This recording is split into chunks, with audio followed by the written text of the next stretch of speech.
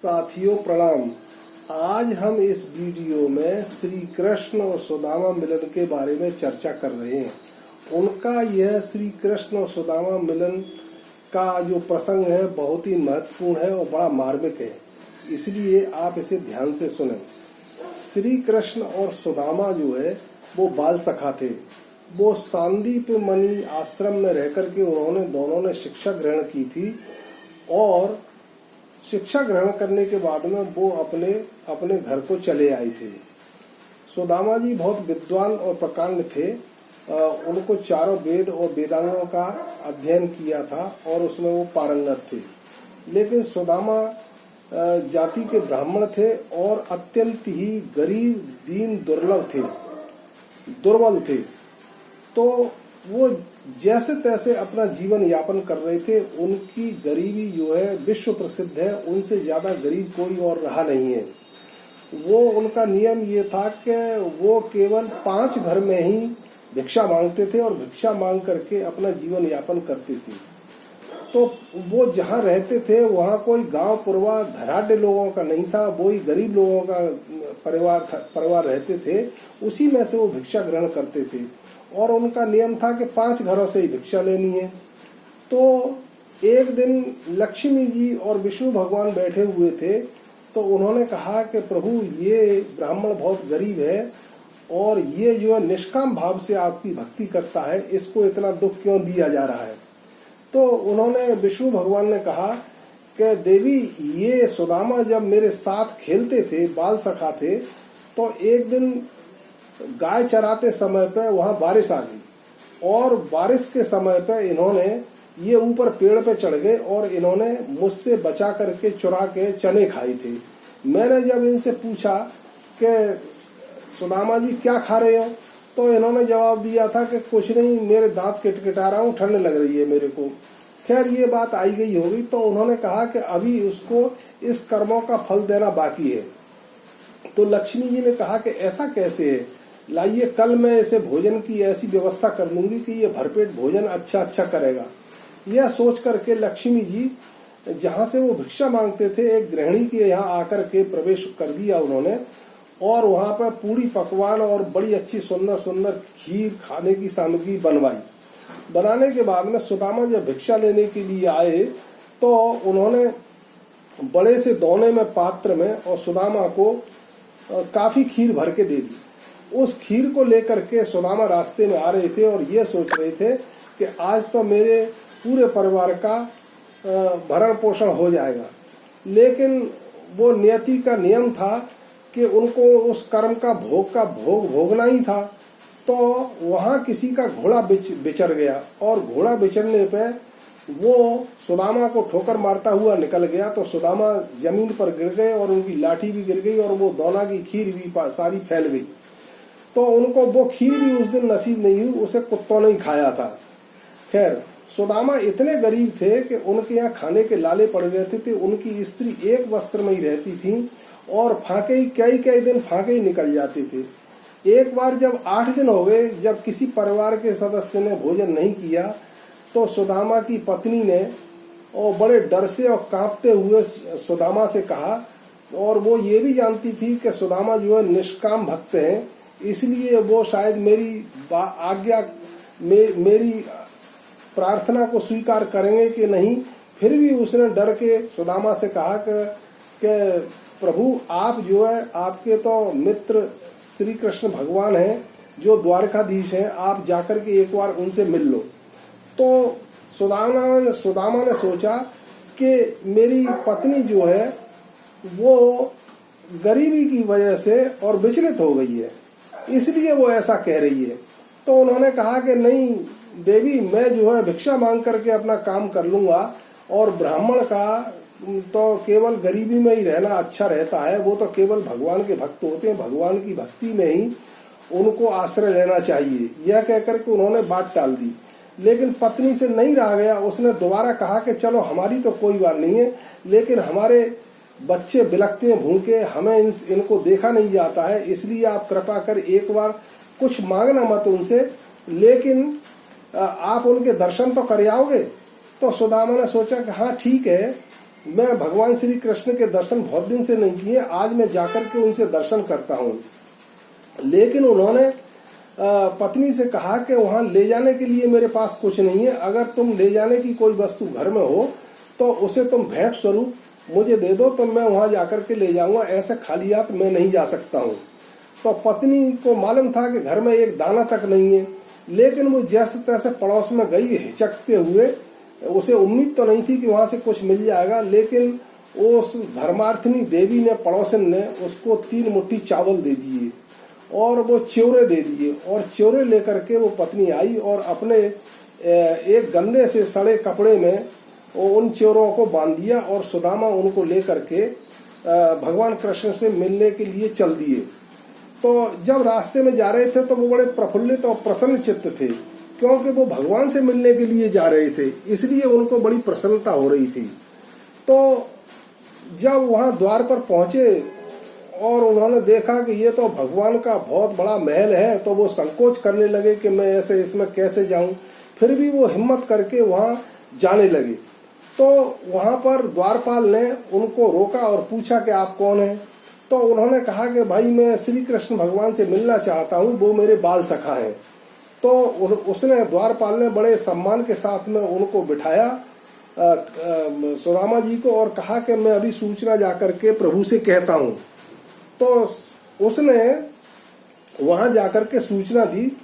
तो इस सूचना देने पे नरोत्तम कवि ने बड़ी अच्छी पंक्तियां लिखी हैं, जिसका मैं आपको वर्णन कर रहा हूं कि शीस पगान झगा तन पे प्रभु जान को आए बसों के गामा, धोती फटी सी लटी दुपटी और पाए उपान की नहीं सामा, द्वार खड़ो द्विज दुर्बल देख रहो चक, सो बसुधा अविरामा, पूछत दीन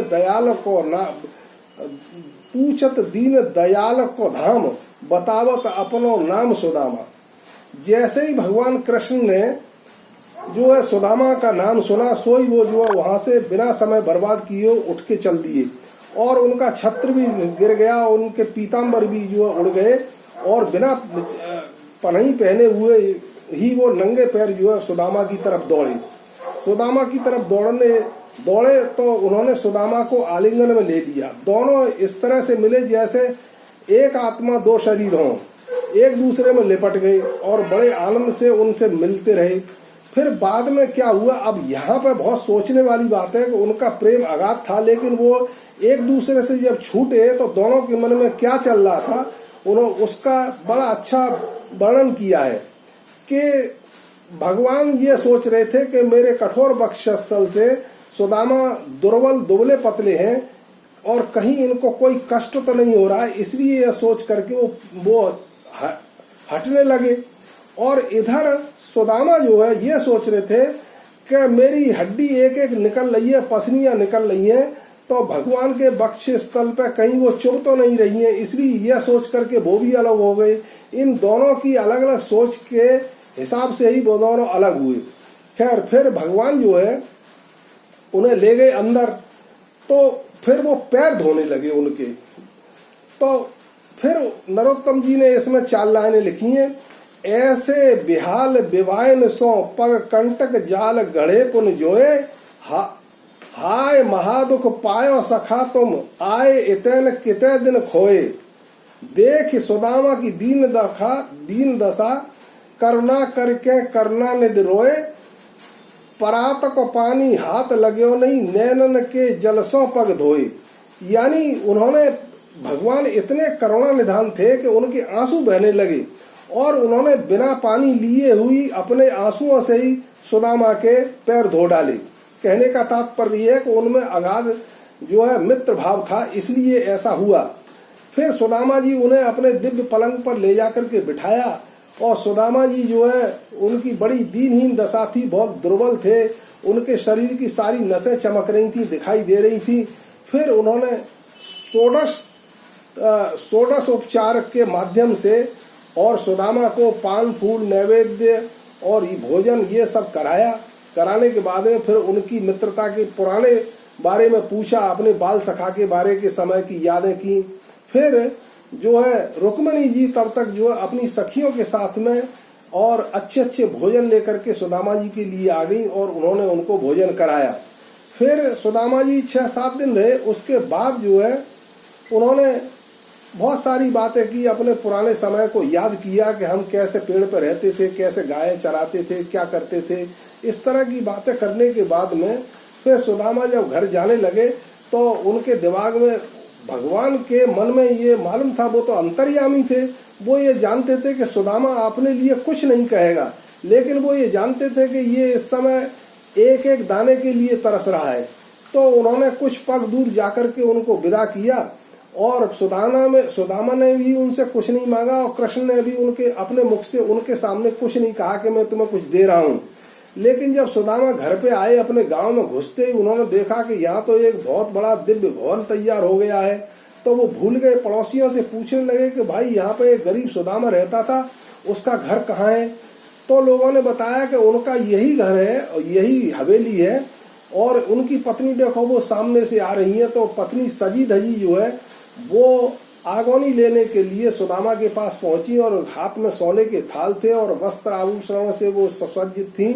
फिर उन्होंने उसका पाद सेवन किया और उनको अंदर ले गई। तो सुदामा ने फिर सोचा कि इतनी संपत्ति का मैं क्या करूंगा, लेकिन उन्होंने ये सोचा कि भगवान बिना मांगे ही अपने भक्त को देते हैं। लेकिन उनका जीवन वही रहा कि जितनी उन्हें आवश्यकता थी केवल उतना ही उन्होंने ग्रहण किया और इससे अधिक उन्होंने ग्रहण नहीं किया। वो जो है निष्काम भक्त थे भगवान कृष्ण के और उन्हीं की आराधना में हर समय अपने समय को लगाए रखते थे। इस तरह से कृष्ण सुदामा का मिलन जो है वो बहुत ही मार्मिक दृष्टांत है। इसको हमें याद करना चाहिए और ध्यान रखना चाहिए कि भगवान की लीला कथाओं का श्रवण और गायन करने से भी उतना ही लाभ प्राप्त होता है जितना मंदिर में पूजा करने का होता है। इसलिए हमें भगवान की लीला कथाओं को सुनना चाहिए। यह हमें परम लाभ देने वाली कथाएं हैं। और जब सुदामा ने जब कृष्ण ने पूछा कि मेरी भाभी ने कुछ मुझे दिया होगा, कुछ लाए हो तुम जो है, लेकिन सुदामा संकोच की वजह से उन्हें कुछ दे नहीं पा रहे थे। चिवड़े उनकी बगल में दबे हुए थे, लेकिन भगवान तो ये जानते थे कि चिवड़े इसने संकोच बस जो है अपने पास रख लिए, मुझे दे नहीं रहे हैं। तो सुदामा ने वो चिवड़े जबरन जो है उनकी बगल से निकाले, तो निकालते में वो कपड़ा फट गया और जो दाने गिरे थे वो दानों को वो उठा करके बीन करके खाने लगे। और फिर 1-2 मुट्ठी उन्होंने वो उसमें से चिवड़े खाए और 1 मुट्ठी जो है वो रुक्मिणी ने मांग लिए कि ये हम सब के लिए हो जाएगा। तो भगवान जो है वो भाव के भूखे होते हैं, भावना के। वो चिवड़े या किसी मालपुआ के या उसके भूखे नहीं होते हैं। उन्होंने स्वयं जो है गीता में ये कहा है कि पत्रम पुष्पम फलम तोयम यो में भक्तया प्रचक्षति, यानी पत्र फूल और जो है जल, कोई फल जो मुझे श्रद्धा भाव से अर्पित करता है मैं उनको साक्षात रूप से ग्रहण करता हूँ। तो इसमें किसी ऐसी मूल्यवान वस्तु की जरूरत नहीं है। भगवान को समर्पण भाव से और आत्मीयता के साथ में जो खिलाया जाता है वो साक्षात रूप से भगवान उसको ग्रहण करते हैं। इन्हीं शब्दों के माध्यम से मैं आपसे आज के प्रसंग को समाप्त कर रहा हूँ। अगले किसी और प्रसंग को लेकर के हम आपके सामने प्रस्तुत होंगे। तब तक जय श्री कृष्ण।